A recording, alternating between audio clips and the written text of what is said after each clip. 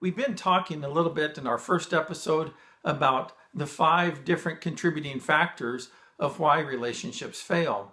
And today we want to look at one of those factors, and that's the factor of disappointments. So let's think about a relationship that you've had and that has failed. And if you trace the thread all the way back in that relationship, what you're going to find at the start of it, when it started to go sideways, is that you're going to find some disappointment right there at the start.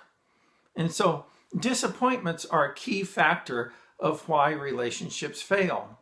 But here's something that we need to remember, is that we cannot prevent disappointments from coming into our relationships.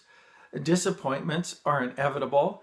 They're bound to come. So the key is not trying to prevent those disappointments from coming. The key is trying to figure out how to manage those disappointments properly when they do come. And so we talk a lot about that in our coaching program. But for now, what I want to do is share a little bit with you about the 2 different types of disappointments that you'll find.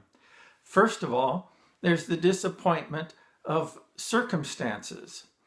Sometimes it's nobody's fault. It's just circumstances. Life takes a left turn and takes you down a road that you don't want to travel. It could be maybe a health issue.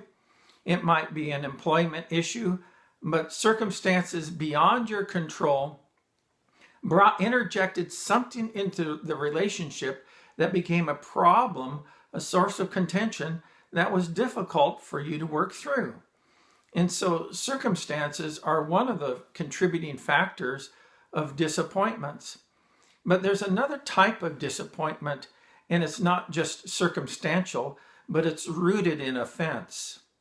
And let's face it, offenses can be a wide spectrum of different things that come up into our relationships.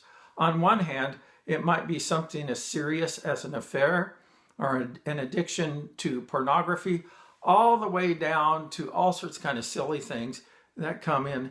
And so there's a wide spectrum of different types of offenses that come into our relationships that cause us to be disappointed.